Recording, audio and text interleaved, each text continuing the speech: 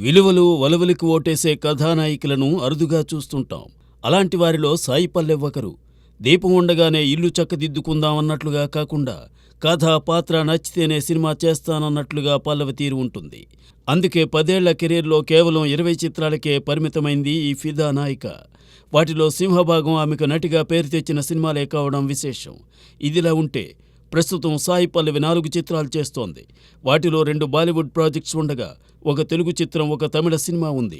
తెలుగు చిత్రమైన తండేల్ దాదాపు 100 కోట్ల రూపాయల బడ్జెట్తో రూపొందుతుండగా బాలీవుడ్ మూవీ రామాయణం అందుకు 5 వ్యయంతో తెరకెక్కుతోంది.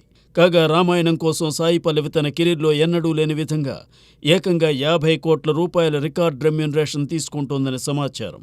రామాయణం చిత్రంలో రణ్బీర్ కపూర్ రాముడిగా అభినయిస్తుండగా సాయి పల్లవి సీతాదేవి పాత్రలో నటిస్తోంది.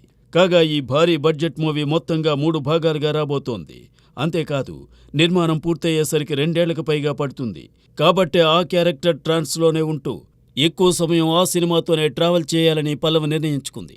అదేవిధంగా ఈ 50 కోట్ల రూపాయల్లోనే తన ఫుడ్ దగ్గర నుంచి తన కోసం పనిచేసే వాళ్లందరి ఖర్చులు కూడా భరిస్తుందట పల్లవి. అలాగే ప్రమోషన్స్ సైతం సదరు పారితోషికంలోనే చేస్తుందట.